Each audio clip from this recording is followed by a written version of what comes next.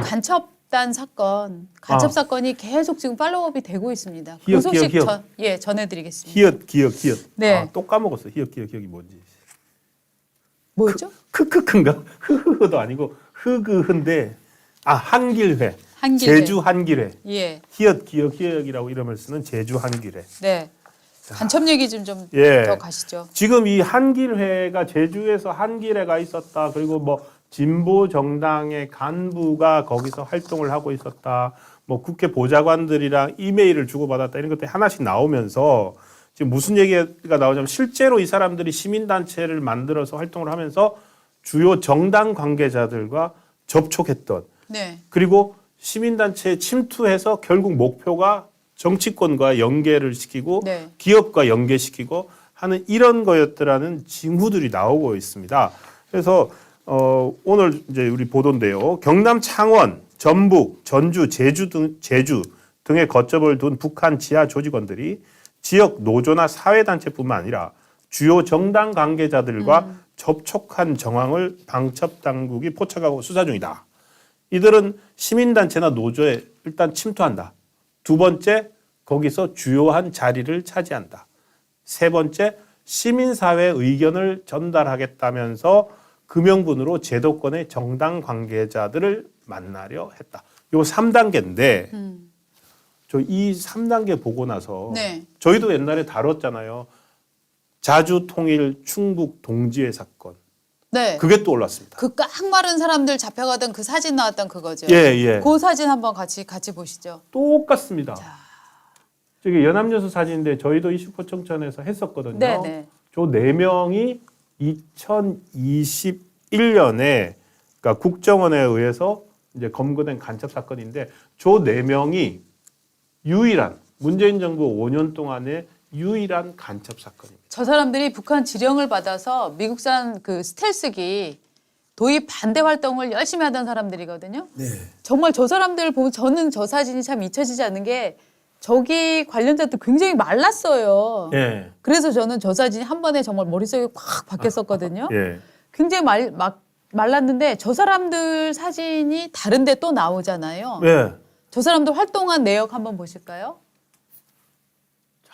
이게 2017년 5월입니다. 네. 2017년 5월이고 아마도 저 충북 도당 뭐 이런 데일 것 같은데 네. 문재인 후보의 압도적 당선을 위한 더불어민주당 19대 대통령 선거 중앙선대위 노동특보단 지지선언이에요. 네. 그러니까 저런 걸 하나 올려놓으면은 저게 저 사람들이 뭐 문재인 후보 캠프랑 당시에 무슨 관련이 있었을 것 같지는 않아요.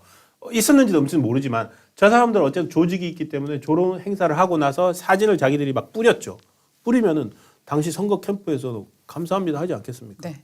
어떤 분들이신데 저희는 뭐 무슨 단체입니다. 맞아요. 이러면은 사드 뭐 반대 시위하는 사대 거. 문제 사드 반대시 네. 기억납니다. 그때 그런 저희가 거죠. 프랭카드들 해서 네. 거기서 저 사람들 찾고 했었는데 그러면은 그렇게 연결이 되는 거거든요. 네. 그러니까 방금 아까 우리 방첩 당국이 했던 게 뭡니까? 첫 번째 시민단체에 가입한다. 네. 두 번째 시민단체에서 지도부 위치로 간다. 세 번째 지도부가 되고 난 다음에 시민단체와 교류를 위해서 제도권 정당과 만난다. 네. 그 3단계를 제주, 창원, 그리고 담양도 갔다고 했죠. 그렇죠. 담양, 예. 뭐 전주 이런 데로 이제 지역적으로 확대해서 그런 일을 벌였는데 네. 당시 저 사진 아까 보셨죠.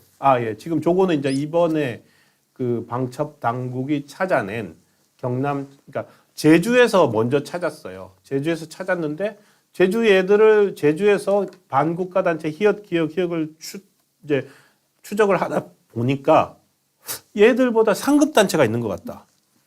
찾아봤더니 경남 창원에 있더라.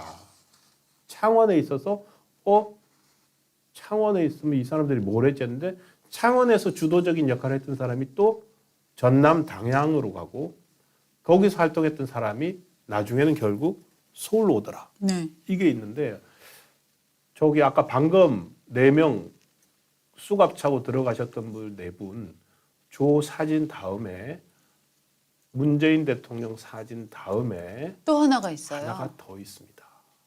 여기 저 사람 누굽니까? 지금 프랑스 파리에서 지금 파리 바게트 먹고 있는 송영길 네. 전 민주당 대표입니다. 그러니까 저분들이 저 풀샷으로 한번 다시 볼까요? 네. 이 네 명.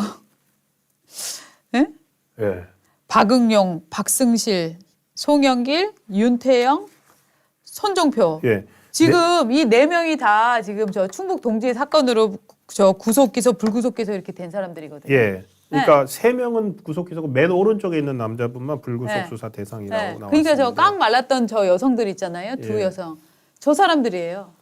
그러니까 이게 네. 저 사람들 저는 참 신기한 게 사람들이 요즘 세상에 간첩이 어딨냐 네. 그러는데 지금 지령이 나왔잖아요. 그러니까 시민단체 우리나라 저는 시민단체 활동 필요하다고 생각을 합니다. 네. 필요하죠. 근데 시민단체에 들어가라.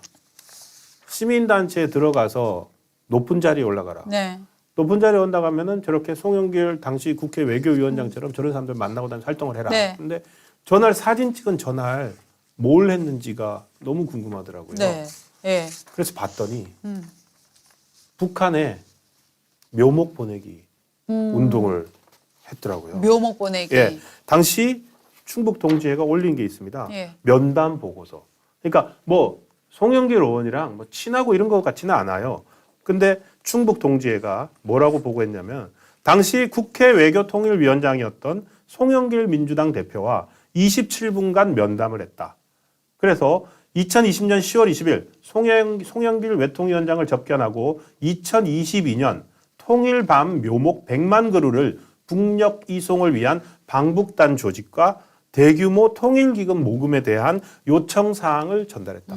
100%입니다. 저 돈과 관계돼 있을 거라고 생각을 했거든요. 네. 그러니까 그랬더니 송영길 대표가 뭐라 그랬냐면 북과 연결할 수 있는 통로를 통해 이런 제반 내용과 더불어 북에서 밤 묘목이 얼마나 필요한지 직접 확인하겠다. 그래서 현 정부의 남북 공동선언 이행에 대한 미온적 태도에 심각한 문제의식을 느껴서 적극적으로 조직해보라는 이런 시민단체의 그러니까 조직해보겠다는 긍정적인 답변을 받았다. 이게 시민사회 활동 보고서예요. 그러니까 뭐냐면은 지금 쌍방울이 아태평화협통위에서 북에다 막 돈 보내고 할 때 거기서 그리고 경기도지사실에 이재명 도지사도 뭐 나무 묘목 보냈는데 그 나무 묘목을 몇 개 보냈는지 알 수가 없다 그랬잖아요. 네. 지금 우리 제작진이 지금 바로 네. 찾으셨네. 100만 통일 충북 청년신문에 났네요. 2022년 북녘 통일밤 묘목 100만 그루 보내기 범국민운동 투쟁이 가야 할 길. 문장 뜻은 거지 같네요. 저거 북한에 쓰는 말이죠.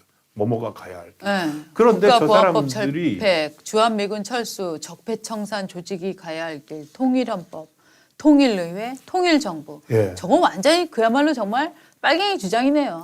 예. 그러니까요. 근데 제가 생각을 해보면은요. 예. 우리가 안부수 그 쌍방울이 이제 북한에 돈 보낼 때 네. 그때 말씀하셨잖아요. 나무 같은 거 하면은 네, 돈을 그냥 뭐 맞습니다. 그루당 얼마로 네. 계산하느냐에 따라서 예. 필요 자금을 뭐 예. 이렇게도 늘릴 수 있다. 아니 나무를 5년생 뭐 예. 이를테면 뭐 저 한 주당 100만 원짜리를 보낸다. 거기에 무슨 뭐 몇십만 주를 보낸다라고 돈은 계산하지만 그래서 시민단체 모금도 하고 예. 정부 지원도 받고 해갖고 보낸다 예. 하는데 나무가 5년짜리를 보냈는지 1년짜리를 보냈는지 6개월짜리를 보냈는지 기둥이 얼마나 인지 기준이 있습니까? 알 수가 없죠. 그래서 돈을 빼돌리기 좋아하는 사람들이 이런 자연 품목들을 좋아하는 이유예요. 공산품은 정확히 나오잖아요. 네. 밀가루 10kg에 얼마, 100kg에 얼마 단가가 나옵니다. 그렇죠. 약품 단가가 나옵니다. 그런데 이런 식의 묘목들이나 네. 이런 재료들은 단가가 안 나와요. 그리고 이렇게 할 수도 있어요.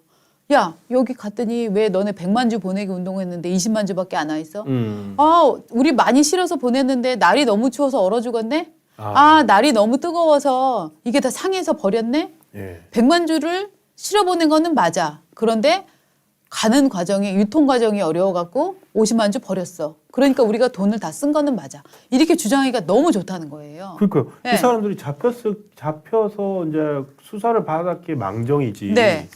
그 안 했으면 실제로 저기 안부수 아태평화협의회인가 뭐 그것처럼 돈이 갔을 수도 있는 거고요. 네. 그리고 이 충북 자통 충북 동기회 네. 여기 한 군데서 이 정도였는데 맞아요. 지금 밝혀진 거는 제주, 창원, 네. 뭐 담양, 옥만 데서 다 했지 않습니까? 거기다가 거점이 창원이었다는 것 때문에 지금 다들 너무너무 바짝 긴장하고 있는데 예. 어제도 잠깐 말씀드렸습니다. 창원에 그 뭡니까 우리나라의 주요한 그렇죠. 방산업체들 하나 계열 방산업체도 있고 뭐 LIG 넥스원도 있고 그 방산업체까지 얘기하셨는데 제가 하나 더 또 알았어요. 창원은 방산이면서 동시에 원자력 기지예요. 우리나라의 원자력 산업의 그 원자력 발전소에 들어가는 부품과 이런 거 하는 기업체들이 전부 창원에 밀집해 있어요. 진짜 너무 똑똑하다. 아니 그래서 오싹한 거네요. 왜냐면 제가 몰랐어. 기억을 하는 게 창원 분한테 창원에 그 후배가 그 업체에 있는데 김경수 지사가 그 경남도지사가 되고 창원에 왔잖아요. 그래서 문재인 정부 초기에 탈원전 정책을 할 때 김경수 지사를 찾아갔대요. 그 업체들이 찾아가서 지사님이 문재인 대통령과 가장 말씀이 잘 통하시니까 지금 저 탈원전 정책 때문에 우리 창원의 이 그 원전 부품이나 원전 기술을 거주한 정말 세계적인 기술을 보유한 우리나라 원전 정말 잘 만들지 않습니까? 업체들이 지금 말라 죽게 생겼다. 지사님이 좀 말씀해 주십시오. 탈원전 좀 하지 라고 부탁을 했다는 얘기를 제가 들었어요. 근데 김경수 지사 말은 이건 제가 전에 들은 겁니다. 그래서 그거는 자기도 안 된다. 탈원전은 자기도 말 못 꺼낸다는 얘기를 들었는데 그 정도로 창원이 중요한데 방산 플러스 그러면은 원전 기술을 가진 사람들이 있는 데인데 이유가 왜 창원이 저런 시민단체 활동 신분을 숨기고 신분을 세탁하고 국내에서 북한을 이롭게 하는 활동을 하는 사람들이 창원에 모일 수밖에 없었을까 생각을 해보면은요. 이 사람들도 뭔가 북한에 유용한 정보를 계속 줘야 되잖아요. 네. 저기엔 꽤 많았을 거란 거죠. 그리고요 간첩들도 돈 많은데 좋아한다. 그래갖고 왜냐하면 활동 자금도 마련해야 되고. 그러니까요. 그래갖고 이 산업단지가 크면 노조도 발달하고. 그렇죠. 단체가 많구나. 단체가 많고 해서 진짜 이 자본주의인 게 간첩도 자본주의야. 그래갖고 그쵸. 간첩들도요 대도시에서 활동하고. 그러니까 3단계 일단 시민단체에 들어가라. 시민단체에 들어간 다음에 머리가 대가리가 돼요. 지도부를 차지해라. 지도부가 차지한 다음에는 뭐 이제 정치인을 만나서 일을 도모해라. 그러니까 이걸 지령을 받아서 활동했다고 생각하니까 오싹한 거예요. 그리고 실제로 우리가 이제 여러 사진들을 보면 막 사실 이상한 징후들이 많이 보였잖아요. 뜬금없는 구호들 막 나오고 원희님. 도대체 지난 5년 무시정권 민주당 대한민국에 무슨 짓을 한 건지 맞습니다. 진짜 무슨 짓을 한 거예요? 여러분들 이거 가지고요. 조선일보 또 그러고 국정원 결국 정권 바뀌니까 그런다. 그렇게 생각하시면 절대 안 됩니다. 왜냐하면 독일 통일됐을 때요. 동독하고 서독이 통일됐을 때. 이건 그러니까 실제 사실입니다. 독일에서 통일의 가장 독일로 따진다면 동진 정책 가장 했던 총리가 빌리 브란트 총리잖아요. 브란트 총리의 비서가 간첩이었어요. 빌리 브란트 비서가 간첩이었다고요? 그러니까 동독과 계속 동독과 정보를 주고받았던 인물이에요. 그러니까 간첩이라는 게 옛날처럼 막 독침으로 사람 찔러 죽이고 공작하고 이런 게 아니라 그러니까 서독 정치에 깊숙이 들어가서 활동하면서 동독과 교감하고 필요한 정보 알아내고 물론 이제 양쪽 간첩일 수 있어요. 동독 정보도 빼내고. 그러니까 그러한 활동들이 있었고 그때 당시 동독과 통일되는 걸 가장 바라지 않았던 사람들은 서독 내에서 동독과 교류하며 암약해 왔던 사람들이라는 말도 있습니다. 우리 긍정의 아이콘님이 도대체 간첩이 얼마나 많기에 저렇게 미사일을 쏘냐. 모두 북으로 가버리도록 했으면 좋겠다 막 이런 말씀을 하시는데 진짜로 이 간첩 문제는 우리나라의 대한민국의 산업을 보호하기가 무슨 우리의 정말 자유민주주의를 지키는 것은 물론이라니와 우리의 근간까지도 왜냐하면 지금은 북한에 어떻게 하면 산업기술을 넘길까 하는 것까지도 생각할 수 있기 때문에 여러 안보가 정말 이 진짜 국토의 안보뿐만 아니라 산업의 안보까지도 다 같이 생각을 해야 되는 거기 때문에 이제라도 정말 빨갱이 잡는 간첩 잡는 수사 다시 좀 정상화됐으면 좋겠어요. 오히려 북한 입장에서는 점점 고립되기 때문에 어떻게 하면 대한민국의 네. 정보들을 그런데 이런 얘기들도 해요. 야, 그거 인터넷에 다 나오는 거 그렇지 않아요. 이를테면 네. 이런 거죠. 박원순 시장이 자살하고 난 이후에 네. 야, 그러면은 박원순 시장이 굉장히 유력한 대선 후보였는데 그러면은 누가 대통령이 될까? 후보로 나올까 민주당에서? 예, 라고 할 때 그거를 북한에서 구글 검색으로만 혹은 인터넷 네이버 검색으로만 알 수는 없어요. 그렇죠. 자, 지금 민주당 내부에서는 뭐 이러이러한 얘기들이 나온다라고 하는 거 한 줄 정리해서 총체적으로 정리해서 아, 지금 기사는 이렇게 뜨고 있지만 대부분은 이거는 실현이 안 될 거라고 보고 뭐 이재명이 유력한 후보가 될 거라고 지금 보는 사람이 점점 많아지고 있음. 이렇게 네. 보내면 누구랑 이것도 만났다. 높은 뭐. 정보예요. 아, 네. 이거는 아마도 김정은 책상 위에 당시에 방금 말씀하신 내용, 네. 박원순 시장이 이렇게 된 다음에 네. 김정은 책상 위에 딱 올라갔을 거예요. 정세 판단 자료 해가지고. 그럼요. 그러니까 근거는 뭐, 네. 어디 누구 근거까지 다 밝혔을 거예요. 맞습니다. 그러니까 그런 식으로 정세 판단 자료니까 누가 구글만 해서 나온다 방금 말씀대로 요새 세상에 간첩이 어딨냐? 아닙니다. 간첩이 옛날 같은 간첩이 아니라 네. 그런 걸 하기 위해서라도 북쪽도 우리는 북각과 달리 열려 있기 때문에 시민 단체부터 다 들어갈 수 있기 때문에 그런 식으로 하고 있을 거라고 봅니다. 네.